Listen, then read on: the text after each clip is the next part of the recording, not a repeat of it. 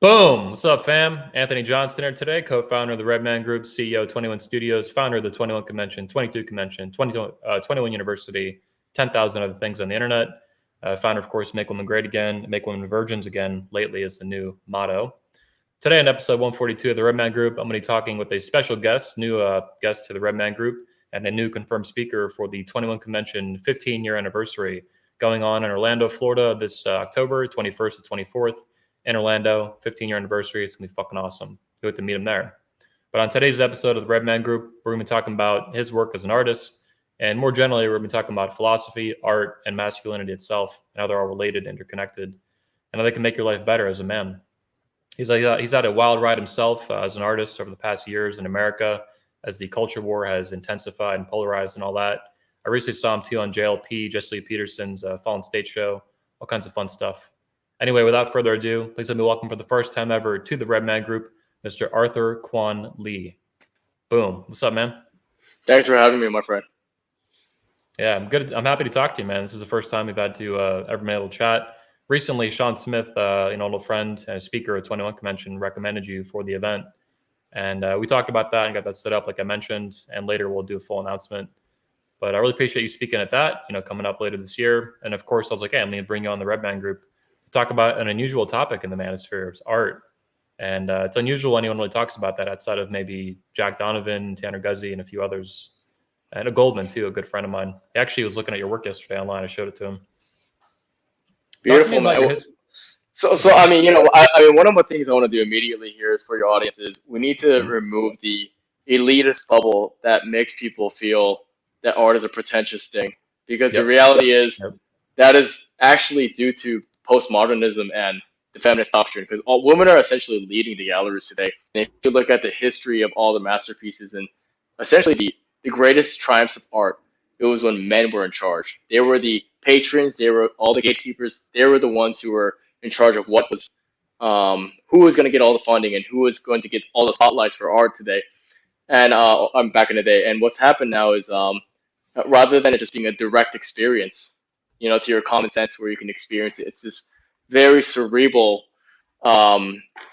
relative world where it's a social justice plateau, basically. Yeah, so basically, like, all this woke garbage has infected the field of art as well. And I'm fully aware of this. Like, I've studied I'm an amateur, philosopher when it comes to art, but I respect it as a branch of philosophy. One of my favorite books is from Ayn Rand, The Romantic Manifesto. And she viciously or ferociously defended art and as a branch of philosophy and its usefulness to life, human life, and how positive it is for us, and how under attack it is by these fucking weirdos. Even back in her day in the 1950s and 60s and stuff, she saw all this coming. And I think she would love the work that you do and defend it philosophically, to the death. I think so. Ayn Rand actually talked about this, that the ancients, they regarded reason, good, truth, but also, in addition to those three, was beauty. Yep. And there were aesthetic standards associated with it. The Greeks understood this very clearly. And what's come to be is we live in such a time where decadence is so normalized, and there's a lack of reverence, right? It's a very irreverent time, and what's coupled with that is the art is suffering. How many times have you gone into a gallery and you thought, "What the hell is this? Like, what am I looking at?" Right?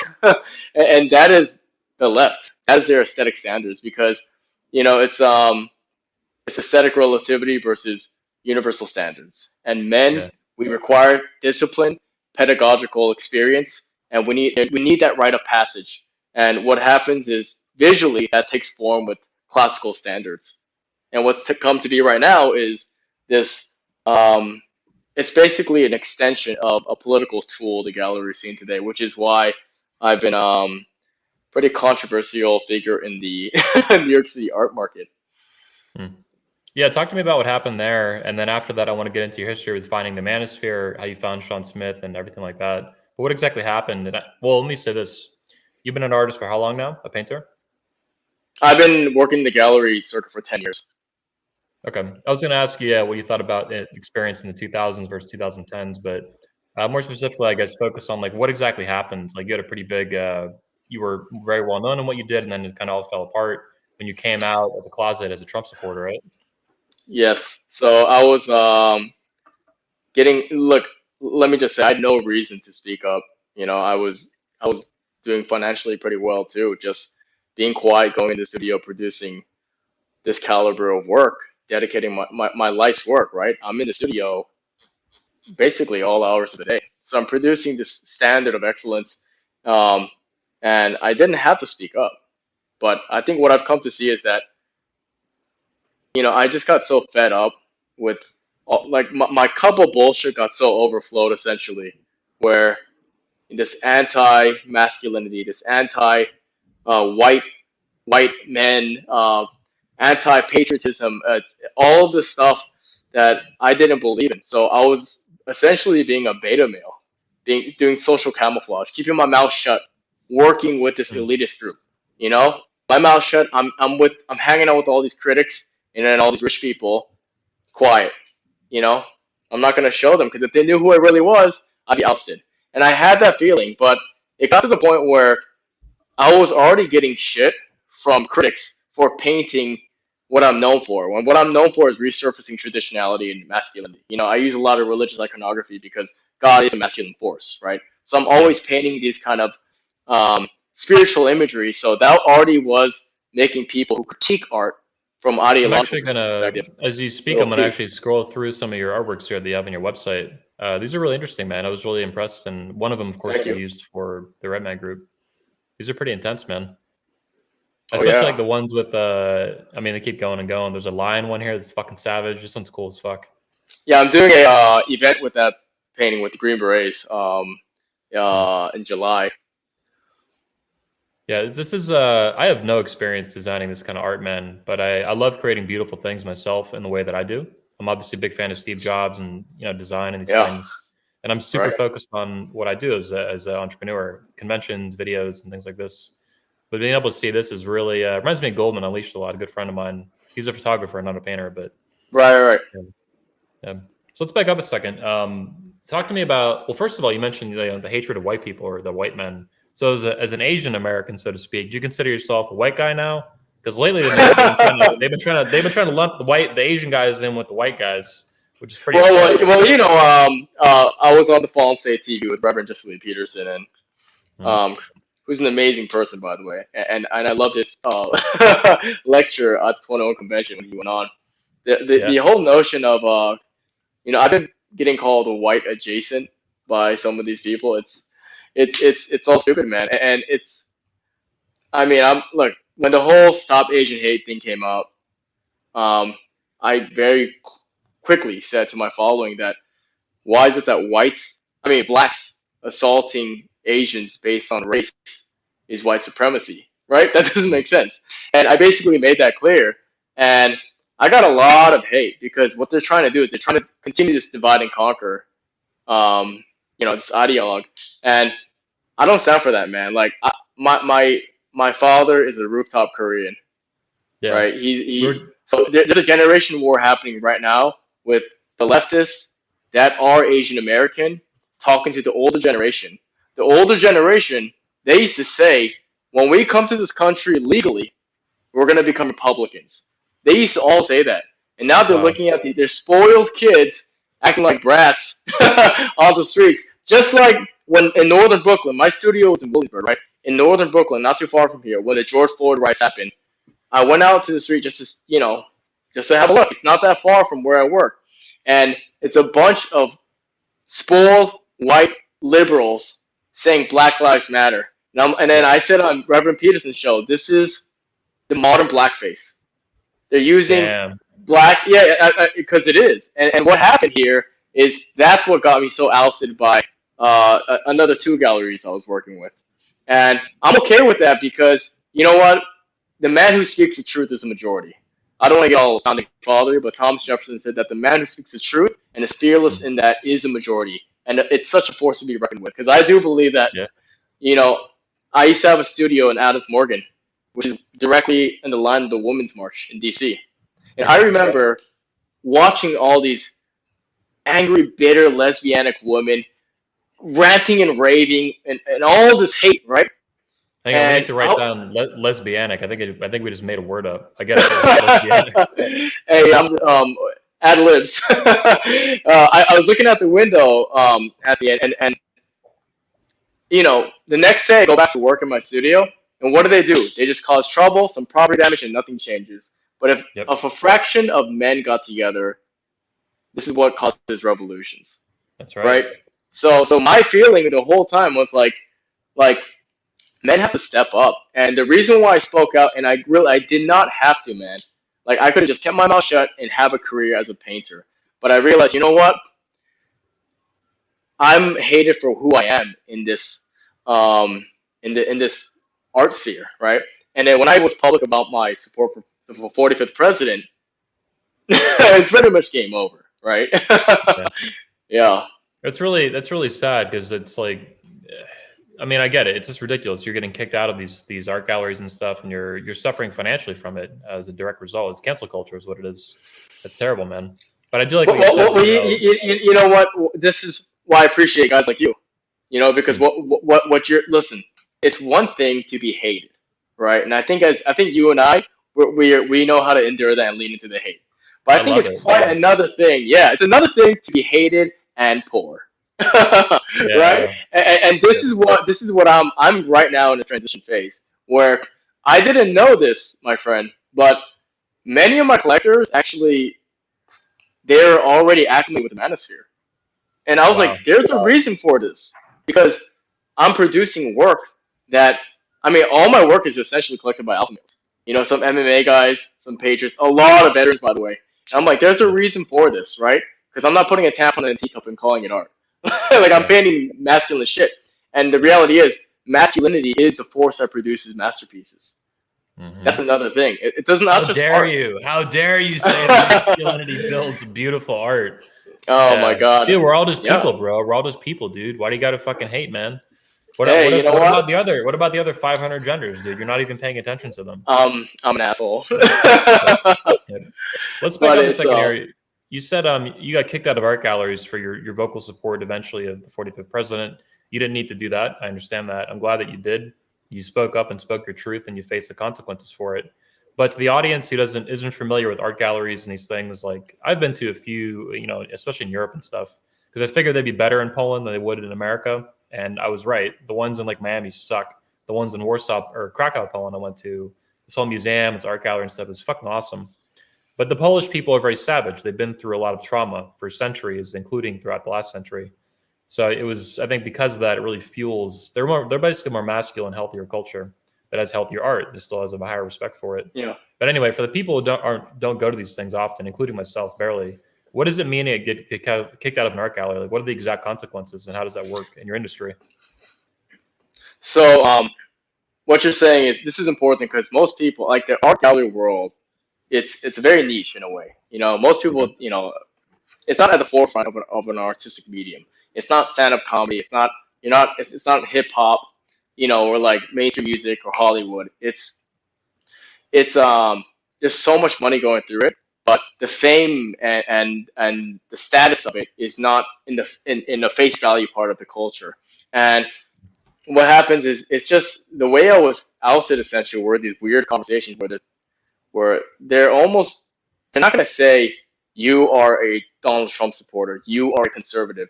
They'll kind of wrap it with this package of, we don't think you fit the roster of black excellence, or like I don't know, like some shit like that.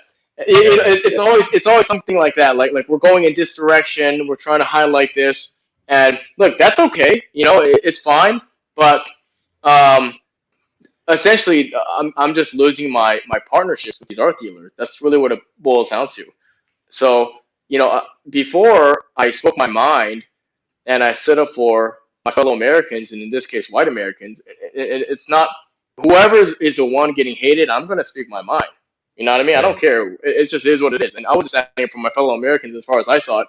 But before I did that, I was having multiple shows a year, and it was and again I have, but again, you know what? I'm ready to. I'd rather just cut out the middleman, grind, and figure out my own way. Because I'm at this point where you need to today become uncancelable.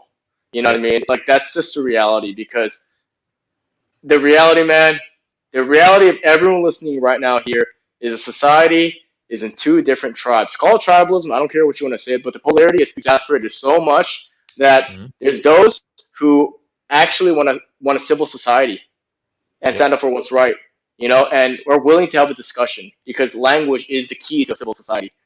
It's the antithetical side to violence. And then the other side, if you disagree with them, then they don't even want to hear it.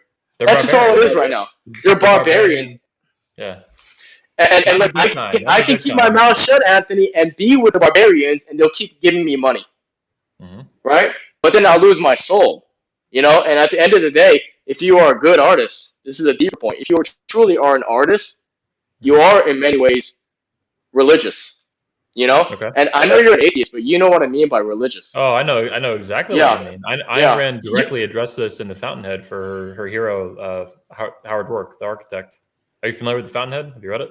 Oh yeah, my dentist gave me this. We always have when I'm waiting for him. We're always he's a base he's a base alpha male that can't say anything. Based alpha male. He is. I didn't know that, but in that industry, apparently you can't speak your mind to it. But it's probably all across the board at this point, right? Yeah. But yeah. So I think that a true artist, art and religion, if you're truly making stellar work, right? Not from an ideological lens, not from the postmodern universities that are kind of vetting all these, giving all these bachelor, master, fine art degrees to all these women, which is like 80% right now. If you're making work that is not based on any of these fake pillars, it is going to be religious. I always say that the best art can be defined by communication with the unconscious, by excavating the archetypal or symbolic. That is the best art. Because that art, it doesn't matter about your economic background, your education, it hits you. Because it's, you know what I mean? It's like a speaker is able to just linguistically get you going in your gut, right? Same idea with that works visually. It's very core to the soul, is what you're saying. I think I get it. Yeah. This is powerful, man. This is powerful, yeah. This is these are all things that Iran would talk about as well, that especially you mentioned earlier, putting a fucking tin cup or something as art. All this stupid fucking nonsense. Yeah, I can only imagine the dumb art you've seen in these art galleries, like stupid shit like that, right? Like loads of it. Loads of it. Loads of of trash. Loads of trash. You have to ask yourself, guys, like, how did a banana duct taped to a wall titled "The Comedian" sell for $125,000 at Art Basel in 2019? How does that happen? How does that happen, right? That happens because the Russians say a fish rots from the head down. And what's happening right now is, it's oh my God, my friend sent me this picture. You know what? I'm gonna use this. I'm gonna use this for the lecture. This is a great idea. But my friend sent me a picture of a modern family picture, and it's basically it's a pregnant man who's really a woman, and then the woman who's now a man hugging. It's what I'm saying. It's one of those things. And I looked at that in comparison to a classic photo of a nuclear attack family, which is really, it's crazy. The reason why art is suffering, actually, is the reason why masculinity is suffering, which is connected to the fact that fatherhood is suffering because God is suffering. This is all because of the death of God. The death of God means the removal of fathers, and the removal of fathers means the replacement of the state backed up by academia and the media. And this is why art is suffering, because the gatekeepers in the art world now are backed by the universities. And it's funny because the Frankfurt School, everyone talks about this. John F. Murphy, he wrote a paper on Marxist aesthetics, and all these art university professors basically use that as their foundation. And the idea was that art should not just be something where they're exploring beauty and trying to learn from the masters. Now it's this thing where ideal art is a political tool that it can allocate resources and promote. I think that's what the average man and the average American, for example, doesn't understand, like how important these issues are. And the fact that these universities and these communists, they weave their way into different parts of culture. It's not just big corporations like Disney and all this other BLM crap, or this woke crap. It also gets into the art galleries, individual artists like you. They're strangling the men and the artists, the masculine men like you, that are actually going to build works of art that could be famous, not just locally where you live, or even, you know, whatever right now. It could be hundreds of years from now. I mean, a painting you create now could be valued 500 years from now, for all you fucking know. And they're trying to, like, to me, that's what they're trying to kill off. Like, the really, you know, Ayn Rand is famous for saying in her book, The Romantic Manifesto, art is fuel for man's soul. It's a quote I'll never forget, because it snapped, it clicked for me why art is so important. Like, why I love, you know, various movies and books of growing up and stuff, you know, works of art, fiction. You know, why was it so impactful to me? Why was it so motivational and influential? How did it influence my thinking in ways I realized and didn't realize unconsciously, you know? And that was what triggered me, you know, to really care about art. Because before that, I had much more, like you're saying, right? The average guy doesn't really care about art. They're like, why is this important? This artsy fartsy bullshit. That's all a bunch of nonsense. I really love what you do and respect it. Let's actually take a look at some of the paintings here. I want to talk about these that you have on your site. So let's go to my favorite one so far. One of the favorites, Lion. What is the backstory on this? What inspired this? It's called Kingdom Come, looks like, right? This painting is this was like a semi-commission, actually, this specific painting. Okay. And I'm gonna be doing unveiling this in person with Special Forces Green Berets at my regular go to cigar club in Alexandria. And you know, that's where all these blue leaves are tobacco leaves, because these guys, they love to smoke, and they love to you know, they love to you know, kind of in retrospect to that. And you know, there's raising of the flag in the back, but I'm trying to sort of stack this. These are all, everything I do is masculinity. It really is, because anything that's underemphasized, I sort of overemphasize it as a sort of correction. Sure. And a real artist should be doing that. You know, that's why actually you and I are the counterculture, right? Yep. But that's at the end of the day, you know. You're a healer. It's true. You're healing is what you're doing. A culture that's sick. Oh, 100%, man. And it's funny because the work you're looking at right in front of you now, something like this, I'll be showing in the gallery and people would be looking at it and admiring it. And I would have hundreds of foot traffic, you know, constantly every day inside these gallery spaces. But once you're vocal about it, it shows you the power of a man speaking. They don't want to hear it, because just the image, it's still open to interpretation. But I mean, I'm pretty bold. It's pretty obvious what I'm trying to denote, right? Yeah. But I see. Hang on. Here's what I see. Just as a novice, I have no experience reading art. I see an alpha male fucking lion. I see these very cool, leaves or plants in the background, and I see a patriotic, the raising of the flag for what was the fucking island? Iwo Jima, right, or something. My history, I'm not a history buff either, but this is powerful. This reeks to me, screams of patriotism and masculinity, and I don't see a beta male. That's what this painting is about. Yeah, fuck yeah. It feels bold, and it does feel masculine looking at it. Yeah, especially the way the colors interact too, man. Like this contrast like this. Yeah, if you were to describe my paintings, even you'd see multiple lists of my works. It's really, I will show intensity and boldness and masculinity, because those are the things that they don't want people to do today. And that's why I'm like if you really, anyone who here is a creative and actually is an artist too, you're supposed to push back against the dominant narrative. Yep. That's the thing. Let's take out the big picture of what is right. Just as an artist, as a creative, you're supposed to push back against the authority, right? And of course, that can go wrong too. But right now, at this moment, the dominant narrative is anti-white male, anti-masculinity, anti-patriotism. You know, I mean, it's all collectivism, anti-America, anti-family, man. It's all about the family for me, dude, man. And you have to meet Goldman Unleashed, man. He's gonna be like your new soul brother. Oh, cool. You really. I'll send you a speech from him at 21 Convention. You'd really get along with him. I met up with him in New York back in 2019 before COVID and all the fucking stupid garbage. He lives near. He used to live. He moved now to upstate New York, I think, but he's still around there. Yeah. Nice. Yeah. Please. He's familiar too with all these art galleries. Like the things you're saying are like I could pull them right out of his mouth too. Like 100%. He hates all this fucking. He's lived in New York for like 15, 20 years, so he saw this collapse into this postmodernist fucking garbage, and he hates it. Like you, we have to fight back, man. We have to fight it back. So I'm glad there's a photographer even doing this too, because photography used to be such a beautiful medium too. In galleries today in Manhattan are showing photography in this weird, blurry lens of like, trashy scenes. It's nothing beatific anymore. It's nothing about that.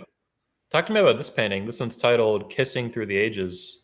So I see influences of psychedelic things, maybe like mushrooms here, and I see romanticism here. What's going on here? So these are all different. The most notable artistic renditions of Kiss's art historically, and I'm sort of stacking these together. And one reason why I love showing this side of me too is because people like to assume that toxic masculinity is simply a poison without understanding that toxic masculinity produces this kind of adoration. And it's important. It's important. It's like when I speak to my woman here, she knows where I'm coming from when I'm doing all um, this upright masculine behavior. I've educated her to the point where she can appreciate it and she understands that if he's not upright in his masculinity, it's going to resurface in a negative manifestation, which is really what rap and hip hop is. And this is a part of being upright in your masculine nature. Not being a simp, not being a beta male, not being a cuck, but being a man who has this power and can yield it with a woman who is appreciative. Well, you also mentioned rap and hip hop, so you also mean like thug crap, thug energy kind of stuff. Yeah, all that beta stuff. They're just competing against women's sexuality. That's the odd thing about it, unconsciously. Yeah, it's sad. It seems to me less retarded slightly than the like absolute soy boys that are just completely effeminate. But it's definitely less retarded. Yeah, it's a damaged form of masculinity. It's like an unhinged alpha. He's just like a total loose cannon. No guidance. People I guess growing up, they're raised basically the alpha males, but they became alpha by being raised by a single mother. So they're just completely like aimless and they just fuck around, do stupid shit, get in trouble. Yeah. This one's fucking cool. Yo, what is this one, dude? Parabellum. This is called Parabellum. You know what Parabellum means, right? I mean, fuck, it was used in the John Wick 3 recently. John Wick, yeah. Okay, check this out. That right there could be like Parabellum. That could be the name of like if you had a band, that would be your band name, my friend. Parabellum means if you want peace, you must be ready for war. Yeah. Well, yeah. That's sexy. Yeah. That's sexy right there. I love it. It's conflict, like Jack Donovan, one of our speakers, a friend of mine, says violence is golden. And through that, you could interpret that in some ways conflict itself is golden. And that means war and peace and fighting, to achieve life-affirming values, in my view. This is awesome, I mean, this is fucking dope. Thank you, brother. Look at this fucking line. These are all basically very, intense forms of war or war creatures or iconographies just stacked facing, flooding into each other. And it's funny that we talked about this because my father told me actually that what he learned at that moment when he was on those rooftops is that only thing that will beat a evil person who uses violence is a good person with more violence. So wait. Was your dad literally a rooftop Korean? Him and his friends were like they weren't. I don't know if they weren't like on the roofs. You know what I'm saying? But they were in that LA riot culture moment. Yeah. Okay. Like their buddies were on the roof. I get it. Yeah, that's fine. But cool, they were that community. Yeah. It's funny because during that time there was actually this big Korean radio host in LA for like the Korean community there. He actually did an announcement. He said, all the fathers in the Korean community, Koreatown is like pretty much burned down. We're going to meet at this gun store. God. Crazy shit. And then the law, the immigration attorney was there. And then he spoke to them. He goes, listen, guys, in this country, if worse comes to worse, you can arm yourself to protect your family and your business and livelihood. Yep. And then the Korean gun owner, he goes, listen, either way, if you don't do something, they're going to come into my store and take all the guns and it'll all be out in the streets. So what are you going to do about it, right? And then they basically doubled down, grabbed the guns, and made it very visible on purpose on the roofs. A lot of them weren't even shooting. Just the threat is enough. Yeah. Just the threat is enough. A lot of them were just kind of holding the guns visibly like this, away from their bodies so they know, you know what I mean? A little distance, like walking around, and they're like, all right, we're not going in that direction. But I got to say that those three generations, they were Vietnam vets, Korean war vets, and then the mandatory military service. So it was like at that point, those are patriots. Those are patriots. Yeah. Yep. Yeah, Dude, they're not even Koreans Korean at that point. Rooftop Koreans are the best, some of the best Americans for sure, man. Patriots, yeah, legendary status. Yeah, they're gangsters. This is awesome, though. Yeah, Parabellum. This is fucking savage, dude. Yeah. Thank you, brother. Yeah, that's huge painting too.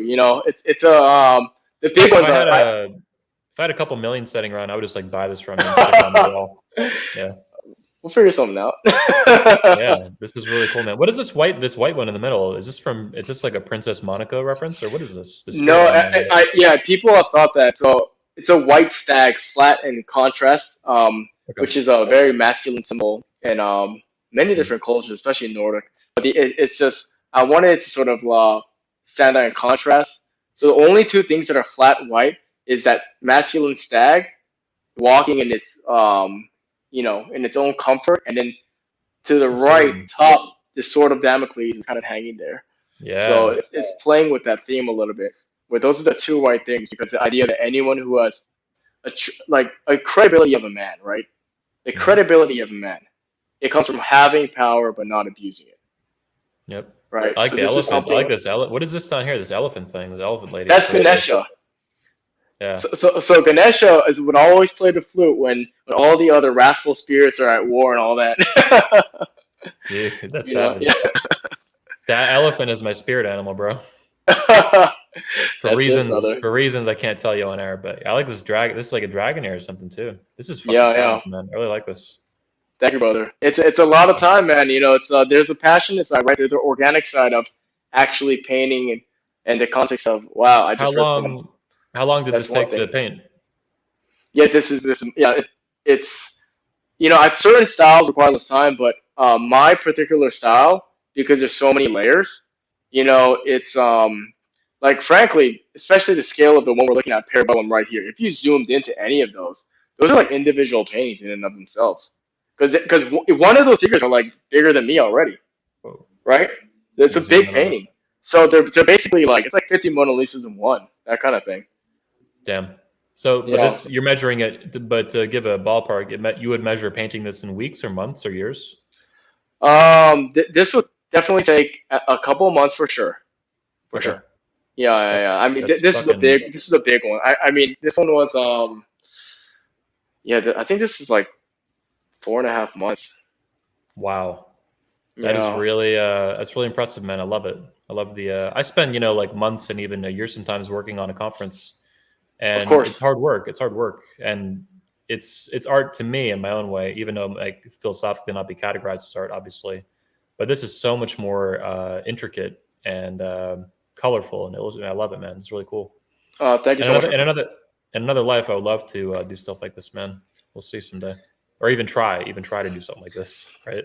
Pick up a brush, brother. Come on, it's important to have something just for the flow. It's like my brother. He's very base himself. Like he wears a MAGA hat in New York, which is dangerous to do.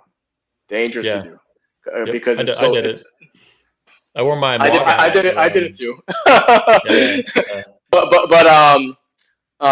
he discovered like certain like just something artistic. There's fulfillment to it. It doesn't. You don't have to be in this business because you don't want to, probably, right? But it's definitely creates balance. Oh, talk to me about this one, All and Everything. Oh, that's one of my favorite works. Yeah. Yeah. So the top, these are all positioned very specifically. The top region, these are all celestial or sacred things that men have to stand up for, essentially. So there's different depictions of gods, and they're all protective gods. They're good gods. They're the positive spirits, and then even angels, right? And in the middle end, there's all these warrior type of themes here, from Beowulf in the middle there, to Achilles, to Kim Yu-shin, to these medieval knights, and the bottom is the underworld. So you have the devouring mother, you have Yamantaka, Medusa. You have Jesus. Yes. I know a few Medusas myself. Oh, there's a lot out there today. They're called single mothers. Yep. Even beyond. So many Medusas everywhere, man. Yeah, Caligula is boldly there in the middle too. Yep. It's so important. It's not even. I don't regard it as optional. Like people don't realize the investment they're missing out on.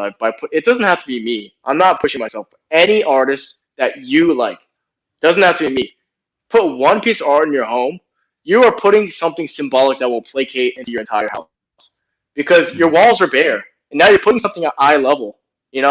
And it's just forcing that energy into your home. So, when I started dating my girl, she was like, she never realized how her energy and mood changed, and her life actually changed the moment she had all this art on her walls.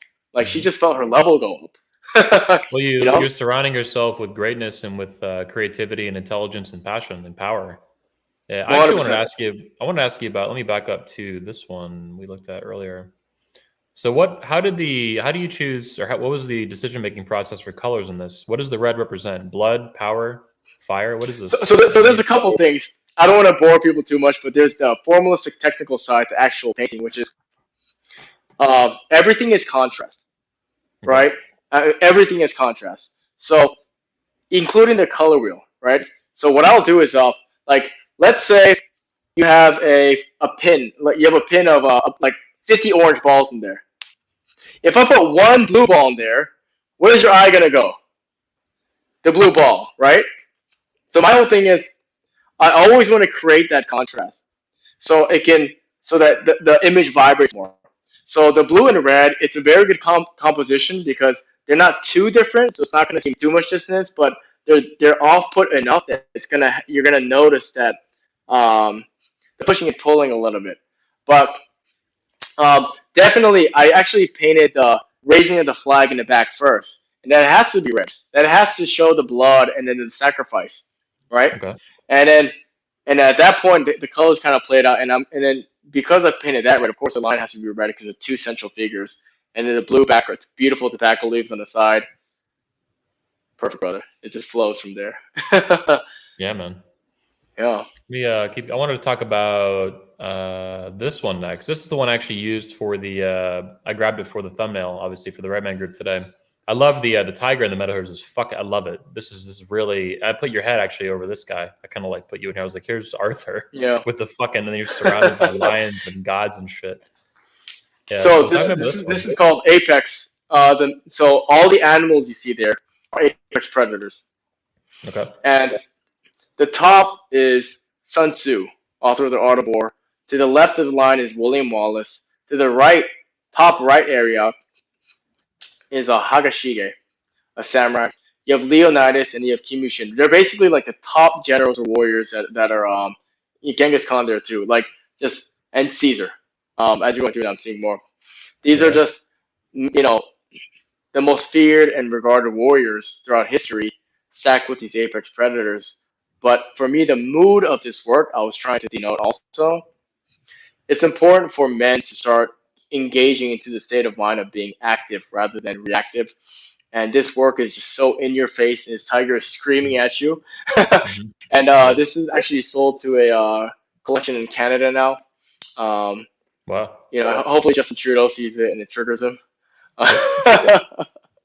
I can imagine feminists would just hate this kind of stuff or jerk off to it, one or the other. But probably secretly jerk off to it. Yeah, I would think so. Yeah. This is very masculine painting. This one. The scream and all of it, man. Just it's brutal. Even if as men, we need to I think that you need to put work up. You need to put art up that will bring the right type of energy that will benefit your life. And for me, I think it's important for men to put something that represents that tension that we are in today. And masculinity is the most hated thing today. There's no two ways about it. I mean, this is why I told you, we are the counterculture, man. If we were the punk rock days and we're wearing a leather jacket, today that's a MAGA hat. Today that you're coining this like no one other, by the way, which I appreciate. You know what I mean? I was actually gonna gonna get a "Make Art Great Again" hat just to match you on this today. But you should. you know, You should. Oh, I'll I'm make a gonna. No.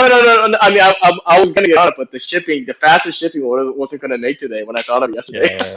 Yeah. But Dude, let me know yeah, your. man. I have a website. I make them all the time. Obviously, let me know your address after the show, and I'll send. Okay. Send Okay. you, Yeah. Absolutely. Yeah. yeah. You should definitely make it. You should pimp that 100%. Make art great again. That's not my thing. I'll support it. But if you wear that and get that going, you should walk around the art galleries in that hat. Just fucking you know, everyone off. I even had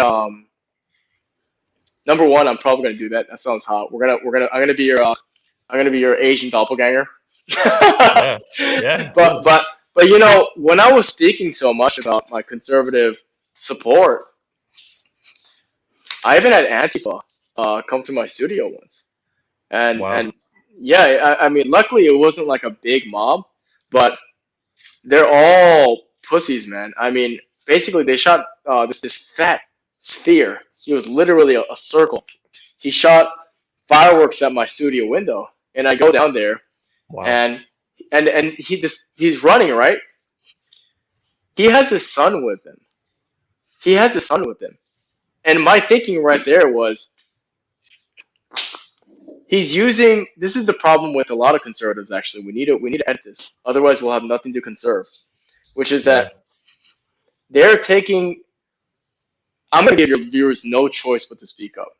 We're speaking up, but let me tell you why. Because if you don't speak up, they hate you. If you do speak up, they hate you. Right? Mm-hmm. If you're civil with them, your strategy right now is hoping that they'll have a modicum of civility and stop themselves, but someone else in that side will. That's not going to happen. You need to speak up, stand up for what's right, and the reality is numbers do work, and the more of us do it, the more oscillation there'll be. So when I went outside, I was gonna go down to kick his ass. I got third in the nation in Taekwondo, by the way, and I'm like, I got a lot of ranks under my belt actually. So I was gonna go. Some of these, some of this alpha energy right here. Yeah, I'm guessing you have it. If you're exerting this in your painting, I'm sure that you have some of this in real life too. You wouldn't be able to paint this otherwise. Oh yeah, for sure. An artist is going to represent whatever it's their character they're really showing. I went down to kick this guy's ass, and he's running with his kid, and I couldn't help but think when I got back up, he knew if he had his kid with him, I wasn't going to beat his ass. Like, I couldn't help but think that, because why would you bring your kid? Because a conservative they're encroaching on you, but with your civility. Mm-hmm. You know what I mean? So we have to be careful, because reliability is scarce, I understand, but we need to use our civility needs to be specified, because politeness is going to kill us, because a lot of politeness is just political correctness. Yep. Yeah, and you mentioned the child. I mean, there's this old saying that dictators and tyrants always hide behind children, and it's sick. It's pathetic. It's pathetic. Yeah, they do. Wow, that's deep. And that's a very low-powered little tyrant. Some asshole Antifa fucking loser. But that's the exact same principle, basically. Whether it's Stalin or some douchebag throwing fireworks at your building, it's the same principle. Yeah, it's disgusting. It's sick. People hiding behind children like that. Yeah. Let's you know what, man? Go ahead. No, go ahead. Sorry. I want to shift some gears back to the manosphere. I wanted to actually find out how you discovered the manosphere, how you discovered Sean Smith, how the manosphere has influenced you, what your thoughts are on it. I'm not too familiar with that quite yet, how you entered the space. You obviously found it somehow, so I'm curious to know. Yeah. Well, Anthony, I've been actually listening to you while I was painting often. Wow. But I think what you said you regard your setting up the convention as art form. It is an art form. We're using different mediums, right? Yeah. And in my medium, what I'm known for is, this is what I'm known for, is painting masculine imagery and religious iconography. That's what I'm known for doing already. Mm-hmm. So hearing people doing it vocally and publicly with their actual words, it means a lot to me, because I'm excavating this symbolically in my studio every day. So if someone's doing it publicly rather than privately, now I'm doing it publicly. But my point is, beforehand, I wasn't doing it publicly, actually. Even if my work is plastered on gallery walls and everyone's walking and seeing it, It's not the same as my face saying, "Hey, man up." It's not the same thing, right? And so the manosphere is always actually here cerebrally, but I just had to become public about it, and I think also Like, when did just you feel. first find 21 Studios, 21 Convention, Redman Group stuff? Or was that Oh actually part of man, the Manosphere? I think it was several years ago. I can't Okay. indicate a time, but I, I've been listening to a lot of content for whether it's um Elliot Hull, Stefan Molyneux, Yeah. Jordan Peterson, Jesse Lee Peterson too. Uh, all of Yeah. these people who just are basically standing here for what's right. Yourself Do you know? included. Have you talked to Elliot yet? He's gonna love these kind of paintings, dude. This is right up his alley, man. Like 1,000%. No, Yeah. but we Me spoke a and little bit on we spoke a little bit on Instagram, briefly, but I gotta follow up with that guy. Yeah, he's awesome. Yeah. I love that guy actually. I would love to work out with him too because I'm trying to get my squat larger. Yeah. He just moved to Central Florida near me. He lives about 30, 40 minutes away, I think. And he'll be at 21, of course, again. He'll be there. You get to meet him. Yeah, this October. That's amazing. And I'm also I want to be and I guess I really am the only one, so it seems to be the case. I want to be the fine artist for the Manosphere. I want to be Yeah. that guy because the gallery scene, they're too cowardly. Even the good ones out there. There's gallery art dealers I know. I had sushi with one recently. We're sitting down eating. He's like, "I love President Trump. I agree with everything you're saying, but I can't do it publicly." Yeah, I hate that, man. I hate when people do that. It's like, come on, bro. Man, you're like one step away, dude. Just fucking pull the trigger, bro. Did your balls drop yet? Come on, dude. Let's go. Yeah, be revolutionary, man. I mean, the Yeah. thing is, ignorance is arrogance, and I think we're polite, which is a testament to our character, but we need to reserve that for those who respect and appreciate you. You know what I'm Yeah. saying? Like that's really what it is, and the reason why I just realized I need to become the artist for this community is because um I mean they don't like that I'm a masculine artist, and it sounds Yeah. cliche, and it felt cartoonish when it was happening. When it was happening, getting these emails, having these conversations, when it was happening, I couldn't actually like register it at first because it was so weird for me because I've been doing this for 10 years. So Yeah. when that happened, I was like, wait, really? Like I thought it was a lot of times it's hyperbolically dramatic a little bit and you're doing that for like pop effect with all these people I listen to, but I know they're still speaking truth. But Mhm. when it happened to me, I'm like, oh my god, fuck this Yeah. shit, fuck Well, this you're shit, man. Asian. You at least you're Asian American, whatever. Like you actually have some minority woke, defensive points basically, and even that wasn't enough to stop that, which is kind of amazing. You know. Yeah, but you know what? A lot of a lot of Asian community, they're so tired of this feminist shit, though. Yeah. Although I mean, I shouldn't say that because I don't know, I guess we're a little split in that regard. But just to wrap up with why I got really active with the manosphere is I was noticing that um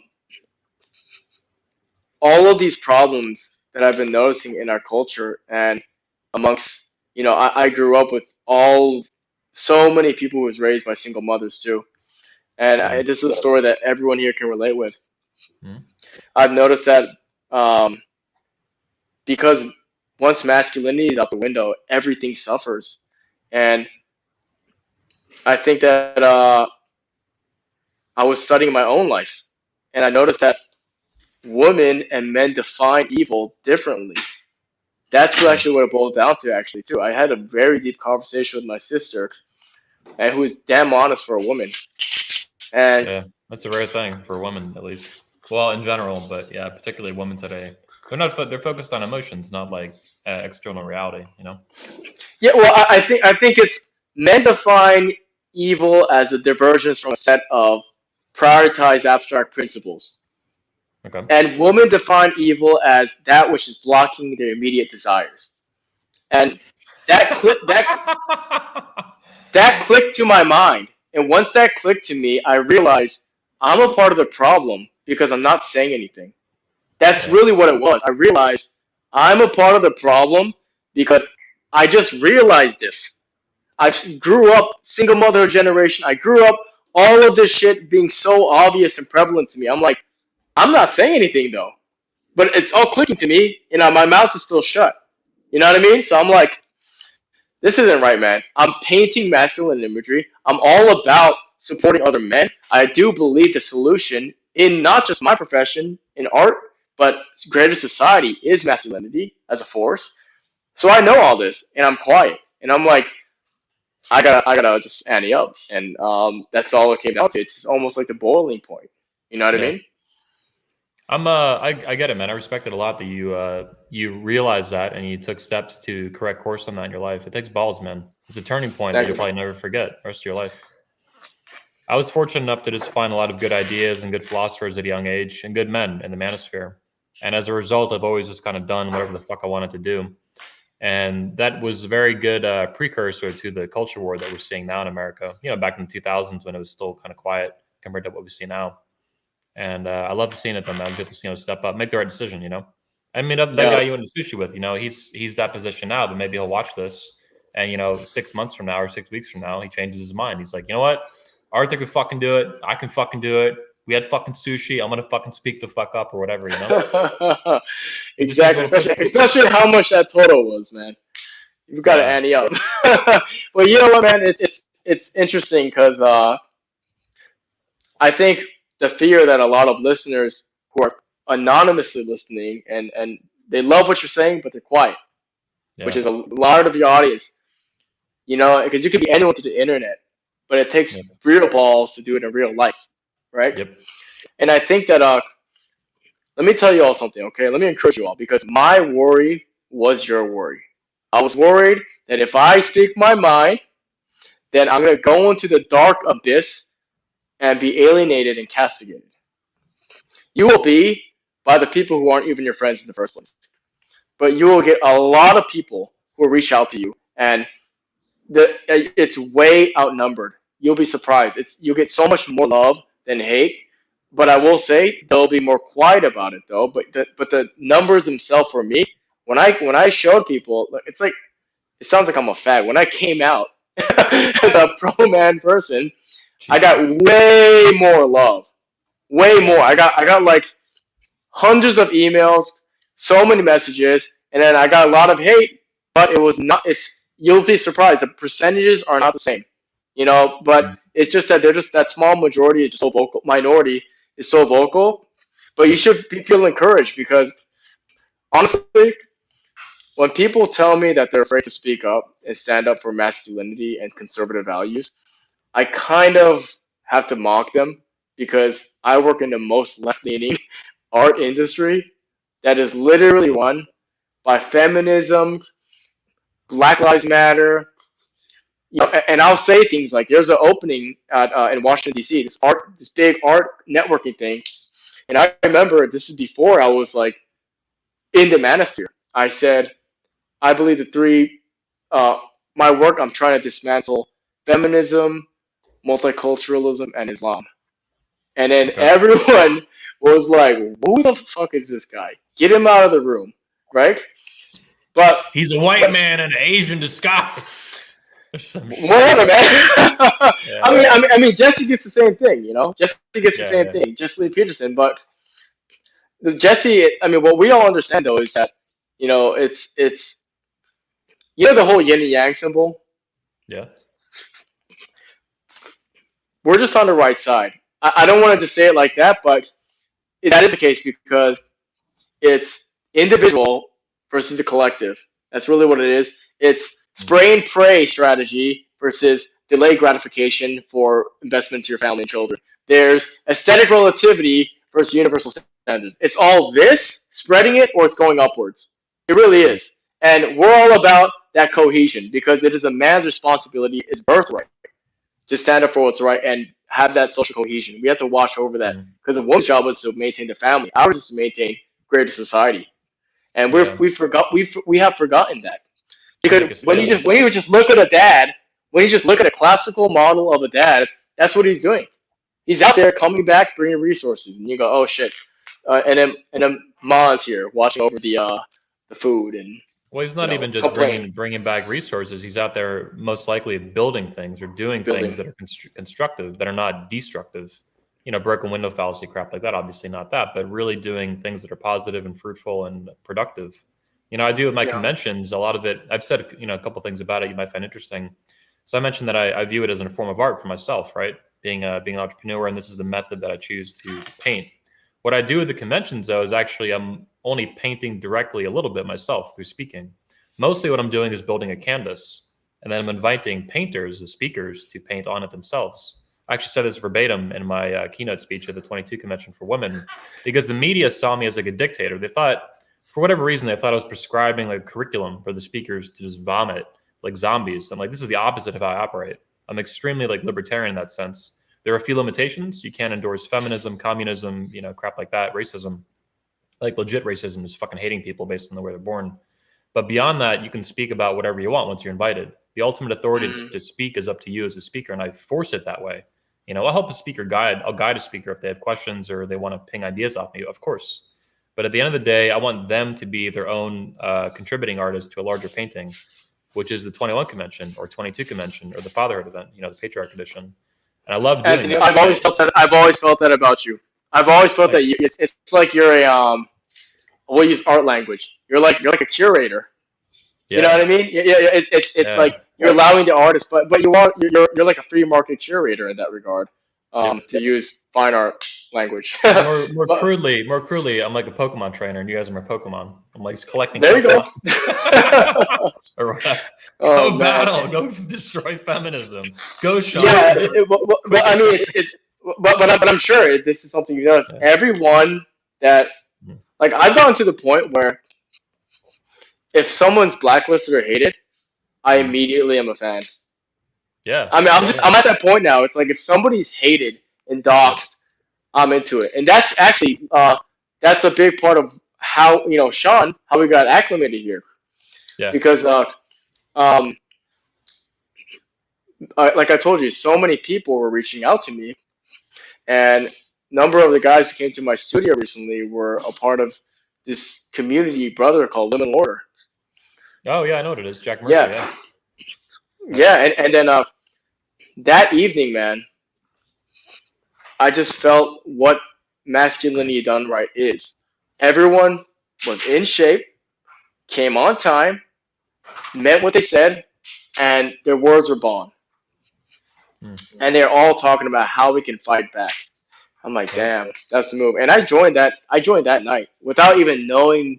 Actually, I didn't even know that much about the organization or anything like that. For me, it's just, whether it's Bond, whether it's 21 Convention, whether it's Own Benjamin's Bears, whether it's Liminal Order, these are all clans, and we're all fighting. It's like whoever is William Wallace, we're all different Scots fighting the English. Yeah. I view the manosphere seriously as a distinct. It's a large movement, an emerging movement of men and fathers, but really it's distinct tribes. You have the Migtad tribe, the Red Pill tribe, you have the pickup artist dating coach tribe, you have the men's rights, you kind of other ones forming like these fatherhood patriarch guys and stuff. You see 21 Convention Patriarch, for example, as an illustration of that. It's happened the past couple of years, whereas 10 years ago that was not necessary. I think in the manosphere there wasn't a demand for it yet, a hunger. But yeah, it's basically these tribes that are distinct but have common interests, common purposes, and common values essentially. Like I'm trying to define, for example, the manosphere, its entire purpose, as a positive future for men, boys, and fathers, which I think is the most universal and fundamental thing that we can all agree on and we should all fight for. Yeah. And that's exactly what it should be designed for. Women can do their own thing too, and feminism is the opposite of that, of course. But men and boys and fathers need a movement to push these issues forward for them. There's specific interests to fight for, and that's what this community is doing, not only politically with the men's rights, but culturally, socially, in relationships, and personally. Self-improvement, these things. So yeah, it's fucking. I love it. This is all this is all religious. This is God's work. So wait, are you a Christian, or what religion do you subscribe to? Multiple, maybe. I know you have the Million Mask of God thing. I saw. That's where I got the title. That sounds very blasphemous, right? Yeah, but so I'm a non-denominational Christian with a sprinkle of Buddhism in there. Okay. I think it's cherry on top. Well, you know what it is. It's kind of a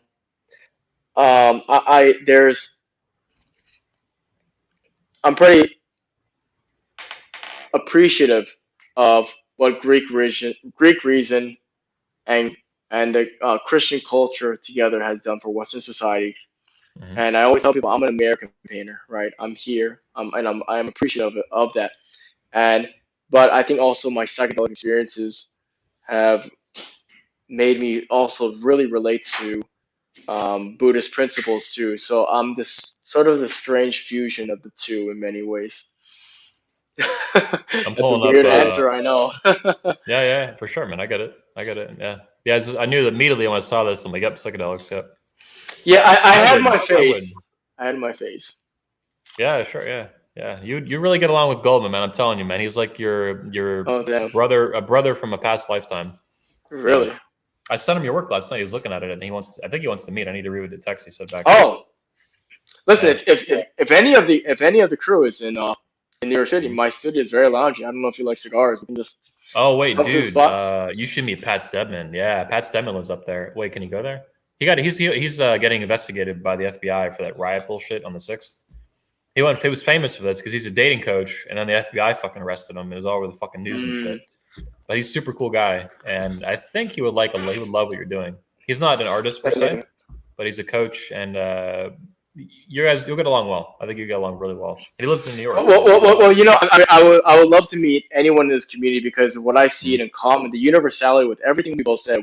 I named these different clans, you named these different ideologies associated with the clans, but what they all share is making men adopt responsibility.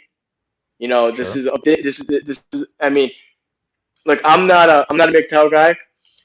I'm not a playboy. I'm really kind of for me, my deepest pleasure is not about getting laid. It's actually being in the studio doing what I love. Like I'm a painter, artist first. I really I do spend I spend like 5 to 8 hours. Yeah. Well, I mean, it's like I probably don't know pickup lingo or any of that. But it doesn't matter because if you communicate what you just said to women effectively, it just gets them wet. I mean, this is the ultimate. Like, I don't give a fuck about banging you because I don't care. I care about this, and that just makes them. That just drives them nuts.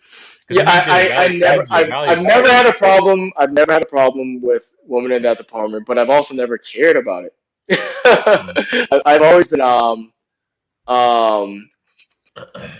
my obsession is trying to make a composition better than my last painting. It really is like I'm like competing aesthetically. I really am. Well, and there's a tunnel vision to that. Yeah, I love it. Yeah, well, it's very masculine to keep self-improving over time, never stop, keep going and going and going until you die. Now, I did want to ask you though, what painters in the past historically have influenced you? Are there any big names that the audience should know that have influenced you? So it's funny because for me, it's art historically speaking, all the classics, the Greeks, but also all the artists who were really supported by patrons that are like generals of the Medici family or Pope Louis, which is Raphael, Michelangelo, Da Vinci, all of these classical masters, all the Ninja Turtles, them too. but they're all Ninja Turtles. It's funny. I asked one of my best friend. He's a computer programmer. He knows nothing about art. And then we're just talking. We're drinking one night, and then I'm like, who's your favorite artist? And he said, and then I swear to God, he said Vincent Van Gogh, and the 4 Ninja Turtles. I'm like, you don't even know how to say Van Gogh's name, you know? Van Gogh. No, but anyways, but I mean, the Phobos also were artists that really inspired me. But I will say, I'm a little bit uncommon amongst this, I guess, uncommon industry of artists because I'm much more inspired by contextual writers and philosophers. That almost inspires me more because I have all this technical training. I have the tool belt to render, color theory, value, contrast. I understand all of this technical prowess, but I almost have, like, you have to learn the rules to break the rules, right? So I have the skill set, but really what gets me going is Alan Watts, G.K. Chesterton, Joseph Campbell, the archetypal language, Carl Jung, Nietzsche, these guys really get me thinking about these ideas. And once that gets going, then I sort of excavate historical context, and I want to animate these ideas with my brush with a modern lens. And so I'm much more of a contextual artist in a sort of strange way. Yeah, this is awesome. This has been a lot of fun talking to you about these issues, man. Oh yeah, man, this has been a pleasure, brother. Listen, it's a big change from typical Redman Group or other issues. This is the first time we've ever like completely focused an episode on art, so I figured it'd be a good switch. Well, it's also because usually if you brought an artist, you'd probably like talk about his feelings and how his mom would beat him and I would never bullshit like that. And you don't got time for that. Yeah, I don't got time for that. Yeah, I wouldn't have him on the show. Exactly. I knew this conversation would go well just from talking to you and seeing your paintings. It was obvious to me, like, again, I'm not a painter, other formal artist, but I really respect creativity and intelligence and beauty. And I could tell from what you're doing. That's probably why Sean Smith gets along with you too. He's very much into this kind of romanticism and these things and the masculinity, obviously. Yeah. Well, I wanted to say, you just said romanticism, and it's important because conservatives always talk about taking the culture back. Mm-hmm. So Andrew Breitbart, we all know how he says politics is downstream from culture. Yep. Michael Savage has been saying the same thing. Dennis Berger has been saying the same thing. So many people have been saying this because those are wise men, and they understand that majority of people, especially on the fence, they do not learn with data, numbers, pie charts, or polls, or anything like that. They learn from the language and the culture that is in front of them. Like most people, they go home and they'll watch Hollywood. They're not gonna. No, but you know what I'm saying? It's most people they're programmed. Yeah, dude, I haven't had cable TV in probably like fucking 12 years or something. So you don't need it. No, but you know what? So conservatives, the way we take back, we might need to make a new conservative party, by the way. But the way we take back the culture is, it's simply a matter of terms, right? And we just have to understand that real romanticism, we need to start from the core, the definition here. Real romanticism is traditionality. That's what it boils down to. Being a romantic is being nested in tradition. That is the point, because it really was before the postmodernists in the Frankfurt School took it over. Because art schools were atelier schools. It was really like a trade school type of discipline. And then once art universities came into the picture, it was really just a leftist indoctrination center. But this is before Frankfurt School came in with these essays. But it's important to understand, because I appreciate the sentiment of what the Daily Wire is trying to do when they started this whole art thing about, starting their movies, but you can't help but cringe a little bit. There's like scenes, it's almost like it's a scene that's like the bad guys are coming, and he grabs his gun and goes, "This is my American right." You're like, oh, it's like, you know what I'm saying? It's like you're being too. It's like if I started painting American Eagles and Statue of Liberties and only use red, white, and blue, and you'd be like, your art is, you don't want the art to be touched by this kind of ideologue. You want the artist to be the artist, but you just want to be open about your conservative support. That's it. It's not great. It reminds me, what you're saying reminds me of like Prager University. They'll make like a pro masculinity video, but it's nowhere near what you see in the manosphere. Not even manosphere light. It's just weak. It's like, toxic masculinity is BS, and masculinity is a good thing. But then they get into the reasons, and it's like men are just subservient to women. It's like, come on, get the fuck out of here. Like, you started off strong and you just drop the ball fucking immediately. So they mean well, genuinely, but they're okay. We both are making the same diagnosis, but the problem with conservatives, the reason why I said we might need to start a new conservative party is because they just don't go deep enough. They don't go far enough. They half-ass it because the polite shit. Being polite is gonna kill you. You know what I mean? The Republicans are filled with fucking the left is like swamped with beta males, but the Republican Party is filled with fucking beta males too. These hyper polite fucking beta males that they're living in fucking la la land. They have no understanding of how massively the culture has changed. Women, birth control, feminism, single motherhood, abortion, like they're living in fucking la la land. So I know you're saying it sucks. Yeah. The MAGA stuff, though, is promising. I mean, the MAGA stuff's been pretty hardcore as a new wing of the Republican Party, and Trump's done a good job taking it over. I mean, it's not perfect, but he's pushing hard, man. You think he's gonna come back hard? Oh yeah, he'll do everything. I mean, dude, Trump loves being an underdog. Number one, that's number two. It's where he's best. He's not best being on top like that. He's best making a comeback. He's best making a comeback. He wrote a fucking book called The Art of the Comeback. Now, if it's logistically, voting wise, if you know what I mean, possible in 2024 to win, I think he's going to find a way.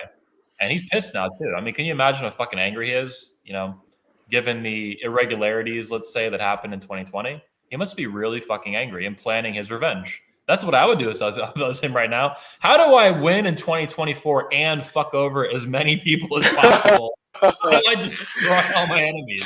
What else is he gonna do? He'll play golf, but that's just to chill. The rest of the day, no. Trump doesn't retire. He's gonna he's gonna do some crazy shit when he's like 90. Like he's not. That guy's not gonna stop. And he's got Ron DeSantis, I think, at his back this time as a really powerful VP that I think he can trust, unlike Pence. You know, Pence was always, you know, I was never against Pence, but it's clear he was never like a super hardcore MAGA guy. And in the end, I think that was shown.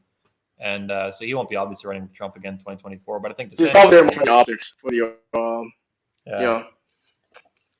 DeSantis, though, is a win for like a lot of just basic political things, optics, you know, winning Florida, blah, blah, blah. But he's also powerful like Trump. He's savage. He's a man. He's a Florida man. You know, DeSantis is a well-groomed Florida man. And that motherfucker. I have to agree. Yeah. I have to agree. You know, yeah. And I think he's a patriot. At the end, I don't really know how deep Mike Pence's patriotism goes. Maybe not very deep at all. Ron DeSantis, I think, is a patriot. And that matters a lot. Most presidents for decades now have not been in any way, shape, or form patriots, in my opinion. They hated the country. Clinton, Obama, Bush, all these losers. Trump was the first patriot we had since at least Reagan. So to have Trump back in there and have a VP at the same level, you know, spiritually, for lack of a better term to encapsulate all of it. Yeah, that'd be a really massive, powerful duo like that. But you know what? I also think that like Biden being in office, you know, all this hell being raised, Kamala Harris, all this, the squad, all this cringy shit. I think that the country has to survive to 2024 as well, and I don't know if that's going to happen at this rate. So that's the thing too. You got to have the country. Assuming we survive, my friend. Yeah. Assuming we survive, my thinking is. I had a conversation with a friend about this. He said that he's hardcore conservative. He says, you know what?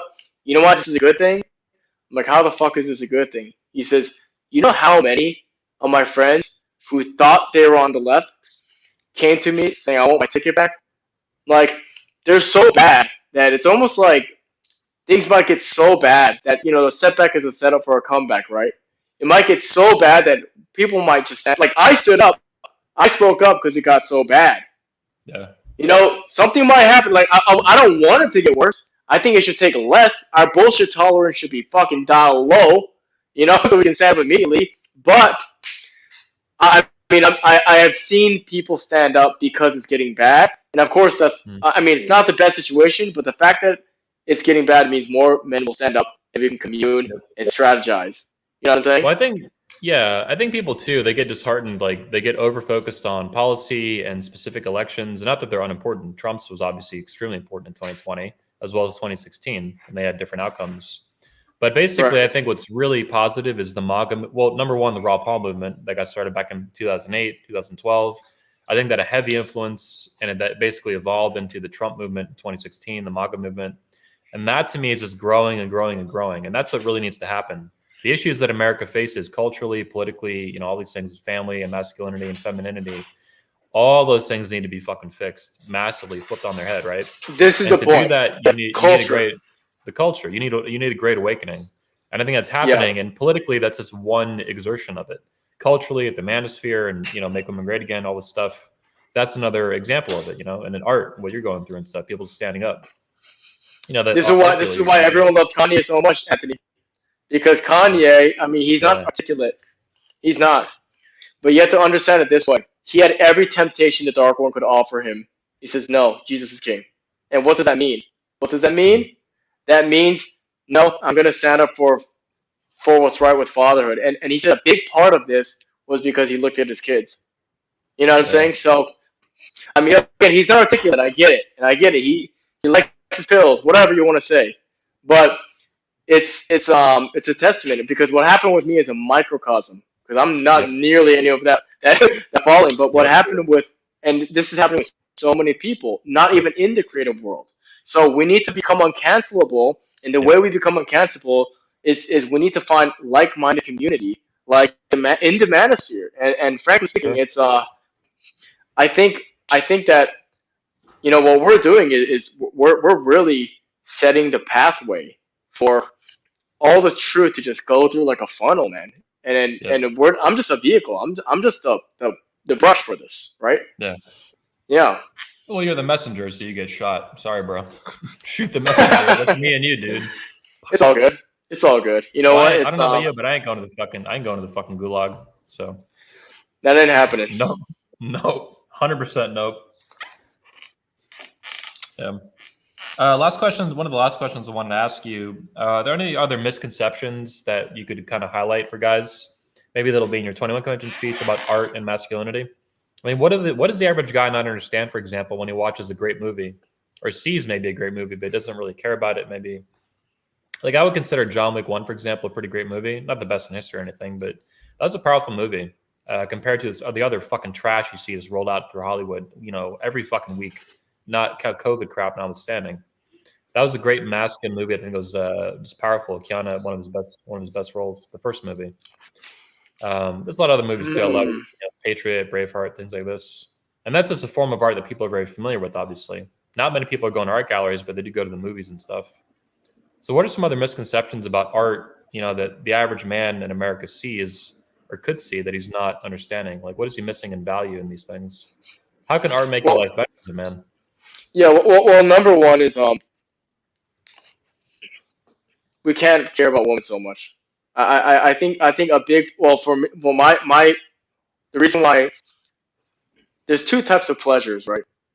There's the surface value of pleasure, which is good food, sex, hedonism, and the deeper pleasure is the application or mastery of a discipline, and an appreciation of it too, right?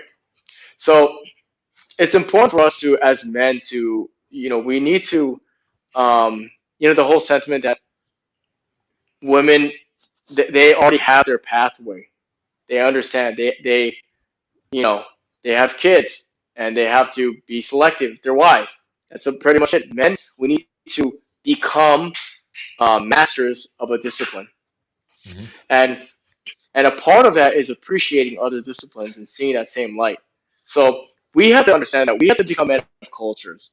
We need to become the gatekeepers, because you'll be surprised by how linked these things are. The reason why you feel this elitist, pretentious vibe when you go into a gallery, that's designed that way, right? Men used to be the ones who were the gatekeepers for all of this right now, but currently, I think it's like 70-80% of the people who are working in galleries are women, and they're basically going to be running it in another 10-15 years. Wow. So that's already happening. So we need to get involved here, and it's almost like return to tradition, restore the sacred, and buy some damn art. And again, I'm not talking for myself here, but you have to get involved in the culture. You really do. I mean, like, I'll test it out right now. If I said, it seems today that all we see is violence in movies and sex on TV, you guys can finish it. You know why? Yeah, because that's culture, right? If I was to start reading something from, I don't know, like Dostoevsky, you're not going to know what the fuck I'm talking. You can't recite that. And that's a problem. But the point is that you want to get into the culture faster. This is why Trump was so good, because he understands the power of branding, right? Yeah. It's a carrying agent. But if I see Sleepy Joe, Lying Ted, Crooked Hillary, those things stick, right? So we need to get involved in the culture in that level where it's almost like, look at what Anthony's doing. Just be straight up about it. And a part of that is you do need to get involved, whether it's attending classical concerts or supporting musicians that are concerned. It doesn't matter, but you need to be more culturally involved, because younger people reach out to me. You know what I'm saying? And I'm always trying to make it clear. I'm like, and how old are you too? You're in your 30s? I'm 30, man. 30. Cool. Nice. Yeah, I'm 30. Welcome to the best decade of your life, man. Yeah. Thank you, brother. Well, I mean, I get so many young people reach out to me because young people look at art. They'll watch it a little bit, but they really are influenced by people they think make amazing work. Whether they're amazing rappers, amazing musicians, amazing painters. I get so many DMs from young kids, and they go, "Hey, how do I do what you're doing?" But a part of that is knowing that if they ask the wrong artist that, they're gonna tell them, "I want you to read Critical Theory by." What's your response? Pick up a paintbrush, pussy. Get painting. Well, no, I tell them you need to. I always tell them, kids will camp me actually, and they'll say, "I want to paint a dragon being killed." But I'm like, okay, that's all great, but first learn how to fucking use your hand. Go draw a still life. Don't. I mean, there's gotta be the boring stuff first, and that's the real reality of it. So, it's just important for men to get back involved in the culture and the arts. And a sophisticated man, the deeper pleasure is being a man of the arts and culture, because it isn't a pretentious thing. It's actually a very, foundational, grounded thing. You're not. There's no fake. There's nothing frivolous going on. You're staying right where you are. Your interpretation and perspective is just as valid as some cerebral masters of feminist dance and their projection of the art. It's just to take that out of the picture. And actually, there's a quote by Roger Scruton. You know Roger Scruton? I've heard the name, but I don't know. Yeah, I was just typing here, pulling it up. Let me read this for you guys. He says, when art becomes merely shock value, our sense of humanity is slowly degraded. The culture of a civilization is the art and literature through which it rises to consciousness of itself and defines its vision of the world. And that's how you have to look at it. You guys can control the direction of the culture as art collectors, patrons, whatever, you name it. And I gotta say, most art people they're not all on the left. The left is just shamelessly loud and vocal. That's just the real problem about it. Most of my collectors, they're not on the left. But here's a big thing I've noticed. If you're a liberal collector and you find out this artist has a conservative predilection, they won't collect you anymore. If you're a conservative collector, they don't care if they like your art. That's all it boils down to. And that's a good thing because it shows their real sense of they're more open, but they're not vocal. So everything comes down to speaking up and standing up for what's right and participating in cultural game. Yeah, fuck yeah, man. It's people bitch about the culture war and this and that. And I mean, it sucks in some ways how the culture is just collapsing, as we've seen, at least in my lifetime and your lifetime in America. All this fucking woke garbage, right? In the 90s, a lot of this didn't exist. We had some, obviously, we had feminism, we had PC culture, percolating up. But at the same time, I think it's an amazing time in history to live. I mean, technologically, it's fucking fantastic. We have toilet paper, the internet, flight, space, to fucking go to the moon and shit. Like, things are pretty good. It's been worse, obviously, before. So at the same time, it sucks that culture's, decaying in these ways. It's a great fight. We get to fight. And I think there's still a lot of opportunity to win and come out victorious on top for our nation, for the future, and for the West. So I'm excited, man. Artists are key to that. Well, listen. I mean, I'm fighting the battle of ideas in the gallery, right? But as Americans, especially to the white man listening, think about your ancestors who fucking bled and got the shit kicked out of them to be where you are now, and you're afraid of some. You need everyone to like you. It's delusional how people, they have no respect for their bloodline, like what their ancestors went through.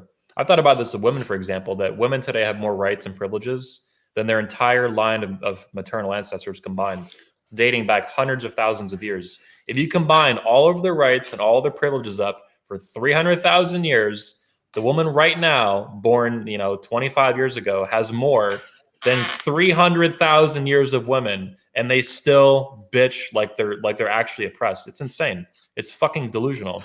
But men do the same thing. More women today are gonna die single than ever before, man. And it's such a sad thing because I've seen look, mind you, they're gonna get eaten by cats, dude. They're gonna get eaten by cats in some cases, literally. They're gonna be eaten by cats, man. They're gonna nibble at their toes and fucking eat them alive. Oh Jesus! That'll happen. It's terrible, man. You know what happens when patriarchy comes into the picture? You know, we watch our daughters, and then we make sure that they're nested with a good man. You know, that's the difference. And it's just so sad because I see so many girls, because you know the hottest women in the world are in California and New York City, right? Well, not the world, in the United States, because they all come here. And what I see is I see all these girls in their early 20s wasting their beauty, telling all the good guys to fuck off, and then those good guys come to them when they're in their 30s now. And I mean, they go to those good guys when they're in their 30s now, and they say, "No, I'm just gonna get a younger you now that I can. You're telling me to fuck up the whole time." You know what I'm saying?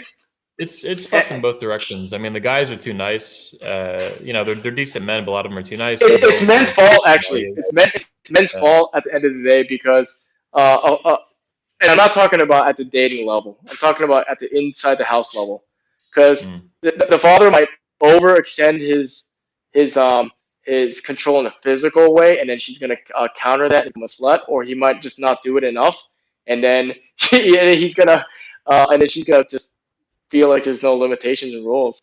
We're not. You know, I think the solution is alpha is not about. There's indicators, muscles, all that stuff. That's all indicators, and testosterone is too, a big indicator. But it's a man who is willing to fight and stand up for what's right. I've said this like 8 times now, so I probably sound like a tape recorder, but I really do think so. I mean, the ancients talk about how the alpha man is going to change from the man who has more power to the man who's able to speak the truth. Wisdom. Wisdom is going to be a greater sign of being an alpha. This is one thing I so like about you, man. You come from that world, you know, so you know that side too.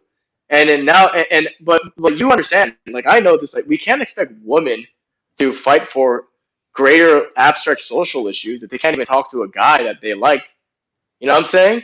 We have to go talk to the girl. Very few of them. Ayn Rand would be an example, and Janice Fimengo. You'll find outlier examples among women. Oh, I love Janice. I spoke to her. A while ago. Yeah, she's amazing. I love Janice. I love her too. She's amazing. I call her the queen of anti-feminism. She's speaking at 22 convention for the ladies. Yeah. Oh my God. Well, I haven't spoken to her in a long time. I had a podcast that got canceled when I was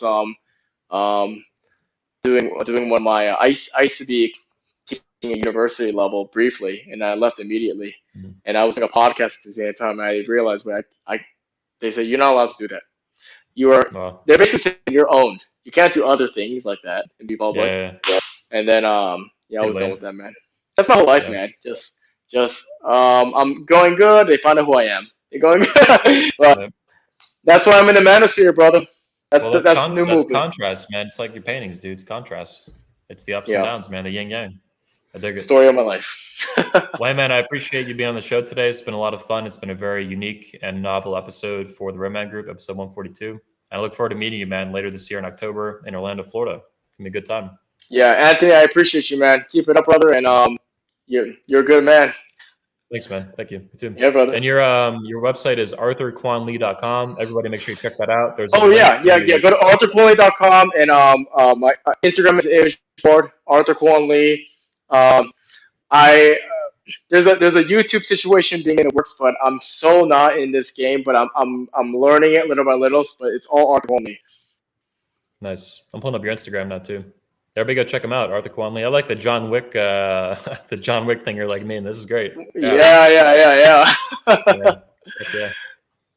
right, man. Well, I'm going to end the show now. You can hang on the line privately for a minute. Everyone else, thanks for tuning in live to the Redman Group, or you watched it later.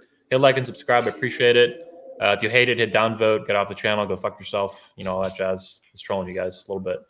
We'll probably see you next week, next Saturday. Otherwise, I'll see you soon on the next show, episode 143 of the Redman Group. Arthur, thanks again, and we'll talk here in a minute. Peace out, guys.